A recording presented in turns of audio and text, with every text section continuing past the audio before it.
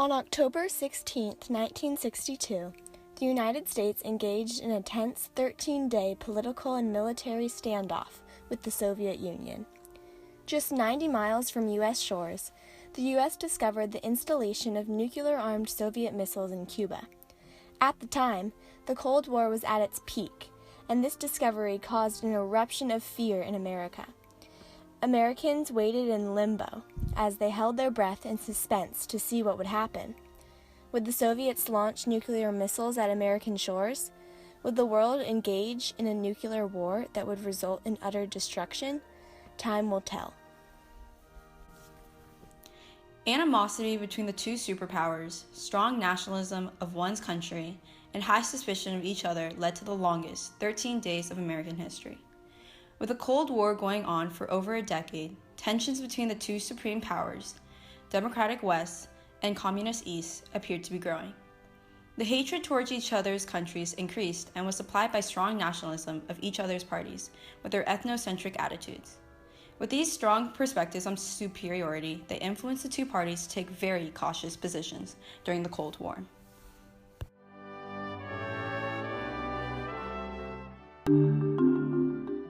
During Day 1, President Kennedy and his foreign policy and national defense officials are briefed on the U-2 findings of Cuban missiles.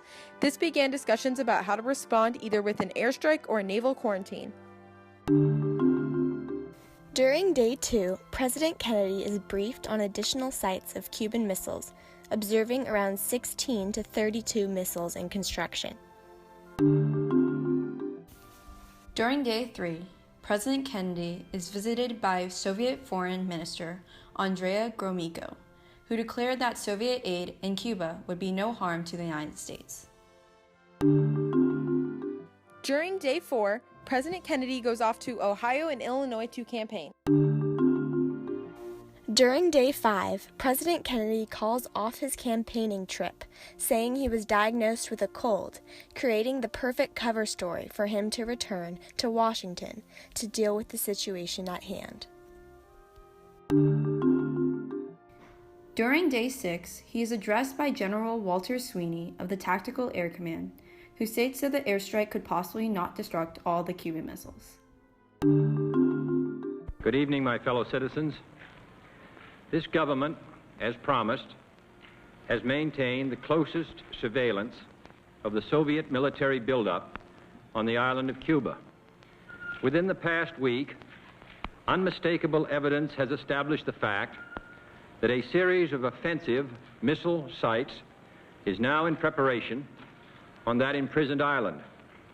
The purpose of these bases can be none other than to provide a nuclear strike capability against the Western Hemisphere. Upon receiving the first preliminary hard information of this nature, last Tuesday morning at 9 a.m., I directed that our surveillance be stepped up. And having now confirmed and completed our evaluation of the evidence and our decision on a course of action, this government feels obliged to report this new crisis to you in fullest detail. Each of these missiles, in short, is capable of striking Washington, D.C., the Panama Canal, Cape Canaveral, Mexico City, or any other city in the southeastern part of the United States. By the presence of these large, long-range, and clearly offensive weapons of sudden mass destruction, constitutes an explicit threat to the peace and security of all the Americas. Kennedy's speech can be summarized into 3 main points. In the first part of Kennedy's speech, he addresses the evidence of Cuban missiles, stating that this is a high point in Cold War tensions. He goes on to discuss how to deal with the situation with the 7 points, which included instating a naval blockade. Lastly, he shifted his target to the audience of Cuban natives succumbing to Soviet influence. Kennedy wanted to clear any misconceptions about Americans blaming Cubans for introducing nuclear weapons to Cuban soil. He wanted to ensure Cubans were on the American side, which he thought was essential to prevent nuclear war. The overall theme of his speech showed the fear of national security and how he would try and fix it. During Day 7, President Kennedy briefs former Presidents Hoover, Truman, and Eisenhower and creates the Executive Committee of the National Security Council in lieu of the following events. Kennedy writes to Nikita Khrushchev, the premier of the Soviet Union, and addresses the public on the topic of the Cuban missiles. After the Organization of American States endorsed the quarantine, President Kennedy asked Khrushchev to halt any Russian ships heading toward Cuba. The president's greatest concern was that a U.S. Navy vessel would otherwise be forced to fire upon a Russian vessel, possibly igniting war between the superpowers. During Day 9, Chairman Khrushchev replies to Kennedy's letter, saying, "You, Mr. President, are not declaring quarantine, but rather are setting forth an ultimatum and threatening that if we do not give in to your demands, you will use force. Consider what you are saying, and you want to persuade me to agree to this. What would it mean to agree to these demands? It would mean guiding oneself in one's relations with other countries, not by reason, but by submitting to arbitrariness. You are no longer appealing to reason, but wish to intimidate us." Knowing that some missiles in Cuba were now operational, the president personally drafts a letter to Khrushchev, again urging him to change the course of events. Meanwhile, Soviet freighters turn and head back to Europe. UN Secretary General Thant calls for a cooling-off period, which was rejected by Kennedy because it would leave the missiles in place. In a private letter, Fidel Castro urges Nikita Khrushchev to initiate a nuclear first strike against the United States in the event of an American invasion of Cuba. Later, a long, rambling letter from Khrushchev to Kennedy makes a similar offer: removal of the missiles in exchange for lifting the quarantine and a pledge that the U.S. will not invade Cuba. During Day 12, Moscow sends a second letter demanding the removal of obsolete Jupiter missiles from Turkey. Over Cuba, an American U-2 plane is shot down by a Soviet-supplied surface-to-air missile, and the pilot, Major Rudolf Anderson, is killed.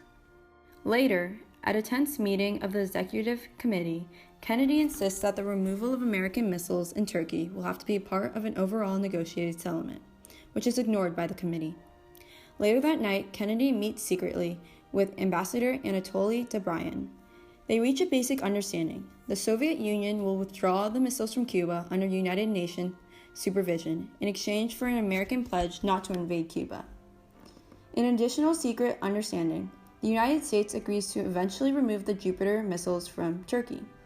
Throughout it all, Air Force troop carrier squadrons are ordered to active duty in case an invasion is required.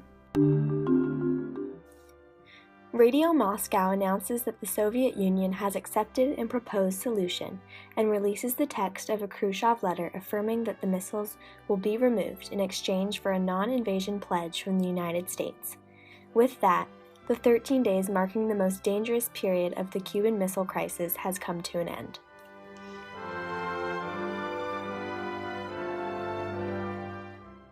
Finally, on October 28, 1962, the world all collectively breathed a sigh of relief after the two superpowers reached an agreement ending the immediate threat of nuclear war.